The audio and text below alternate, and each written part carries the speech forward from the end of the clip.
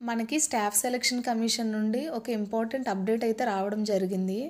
ఆ important notice చూసినట్టయితే మనకి సీజీఎల్ అండ్ ఎస్ఎస్సి జీడీకి సంబంధించిన ఎగ్జామ్ డేట్స్ గురించి అయితే ఇవ్వడం జరిగింది. ఇక్కడ చూసినట్టయితే ఎస్ఎస్సి జీడీ ఎగ్జామ్స్ అనేవి ఫిబ్రవరి 4th నుండి అయితే స్టార్ట్ అవుతున్నాయి.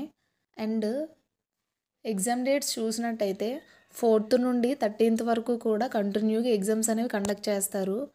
నెక్స్ట్ 14th, 15th, 16th అనేవి గ్యాప్ వచ్చింది. మళ్ళీ నెక్స్ట్ 17th నుంచి 21st వరకు ఎగ్జామ్స్ అనేవి జరుగుతాయి. ఆ next 22nd and 23rd డేట్స్లో exams అనేవి జరగవు. అండ్ అలాగే 24th అండ్ 25th కూడా జరుగుతాయి. సో ఓవరాల్గా చూసినట్టయితే 17 డేస్లో ఎస్ఎస్సి జీడీ ఎగ్జామ్స్ అనేవి కండక్ట్ చేస్తున్నారు. మనం చూసుకున్నట్టయితే 2 months కంటే ఎక్కువ టైం అయితే లేదు కాబట్టి ప్రిపరేషన్ అనేది స్పీడప్ చేయండి. ఇప్పటి వరకు ప్రిపరేషన్ స్టార్ట్ చేయలేని వాళ్ళు ఎవరైనా ఉన్నా కూడా 2 months టైం అనేది ఉంది కాబట్టి ప్లాన్డ్గా టైం సెట్ చేసుకొని సిలబస్ అంతా కవర్ చేసినట్టయితే మీరు కూడా ఎగ్జామ్ క్రాక్ చేయడానికి ఛాన్స్ అయితే ఉంటుంది. సో ఇప్పటి నుండైనా స్ట్రిక్ట్గా అయితే చదవండి. సో మనం ఎగ్జామ్కి ప్రిపేర్ అయ్యే ముందు ఎగ్జామ్ ప్యాటర్న్ అనేది ఎలా ఉంటుందో తెలుసుకోవడం చాలా ఇంపార్టెంట్ కాబట్టి ఒకసారి ఎస్ఎస్సి జీడీ ఎగ్జామ్ ప్యాటర్న్ అనేది చూద్దాం.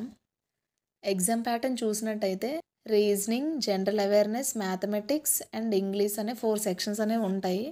ఈచ్ సెక్షన్ నుండి 20 క్వశ్చన్స్ అయితే ఇవ్వడం జరుగుతుంది. ఒక క్వశ్చన్ అనేది 2 మార్క్స్కి ఇస్తారు కాబట్టి ఒక్కొక్క సబ్జెక్ట్ నుండి 20 క్వశ్చన్స్కి కూడా 40 మార్క్స్ అనేది రావడం జరుగుతుంది. సో ఓవరాల్గా 80 క్వశ్చన్స్కి కూడా మనకి 160 మార్క్స్కి అయితే పేపర్ ఉంటుంది. If in case wrong answer పెట్టినట్టయితే 1/2 నెగిటివ్ మార్కింగ్ కూడా ఉంటుంది. సో కేర్ఫుల్గా ఆన్సర్ చేయండి. అండ్ నెక్స్ట్ టైం డ్యూరేషన్ వచ్చేసి 60 minutes మాత్రమే. సో టైం అనేది తక్కువగా ఉంది కాబట్టి మ్యాథ్స్ అనేది స్పీడ్గా చేయడం ప్రాక్టీస్ చేయండి.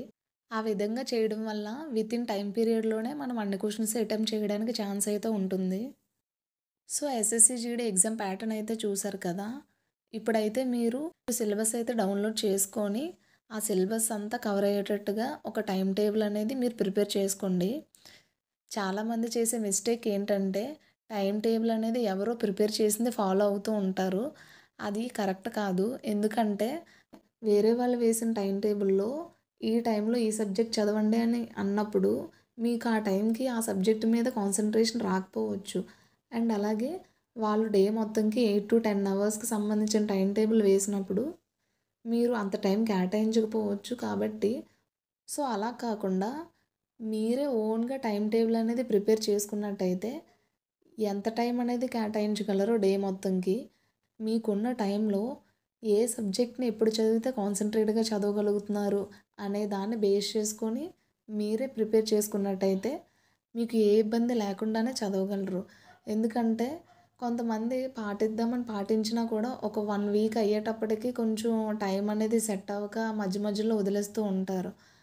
సో అలా కాకుండా మీరు ఓన్గా టైం టేబుల్ అనేది ప్రిపేర్ చేసుకొని సిలబస్ అంతా కవర్ చేసి ఎగ్జామ్స్ రాస్తూ ఈ 2 months కూడా చేసినట్టయితే ఖచ్చితంగా ఎగ్జామ్ అనేది క్వాలిఫై అవుతారు.